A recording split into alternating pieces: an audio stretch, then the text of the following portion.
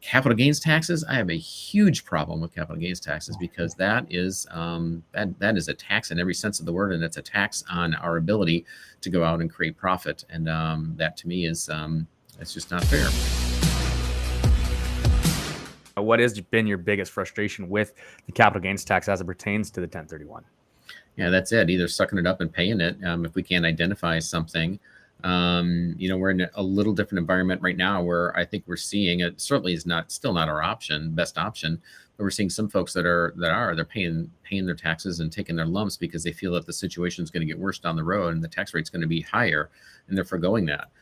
It's a little more heavy lifting, but it's more paperwork and getting folks involved on your team to move forward and invest in the next projects. But that is, business is hard enough. We don't need to make it any harder by paying capital gains taxes.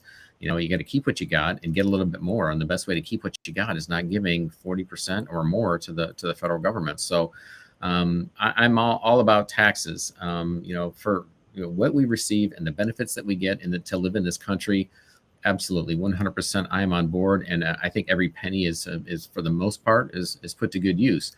Capital gains taxes, I have a huge problem with capital gains taxes because that is that is a tax in every sense of the word, and it's a tax on our ability to go out and create profit, and that to me is it's just not fair. Do I dare say that for getting canceled on Twitter or anywhere else? But we will do our absolute level best to defer at the very least, but then also to eliminate as much as possible when it comes to the capital gains tax side, because to me that is just against my nature, and it goes against who I am as a capitalist and an entrepreneur.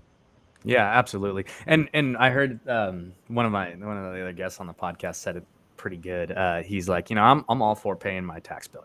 I just don't want to pay any tips. It's like that is so brilliant. 100%. Like, no one wants to pay them tips. Like the service isn't that great, So. Yep. All right. So now we both got a couple of statements that we can take with us after this podcast person. Yeah. No, definitely. So, well, that's awesome. So now, how are you guys using the Deferred Sales Trust as it relates to your syndications from now on? Yeah, so we've got, this is a big year of exiting right now. And so we are in the process of, we're changing CPAs, firms.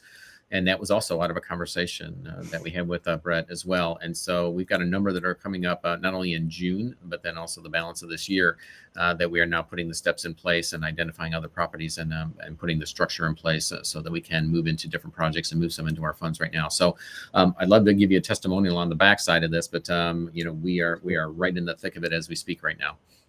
And that's an interesting question. So how has the process gone so far?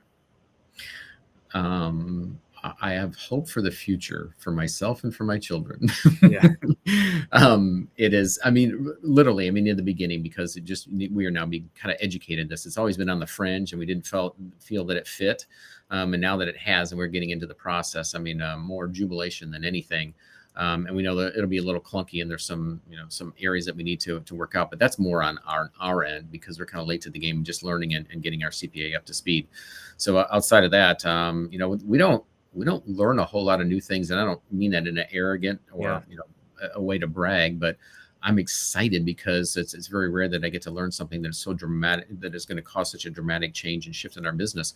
So we're just leaning into it. Every challenge is just we recognize that we're just going to fix this, or now we know what road to take, what path, or who to call, and we won't have to do it the next time. And so the building this process is just quite honestly just been fun because now we're going to start cranking it out, and this is going to be the new way for us to be able to exit these properties.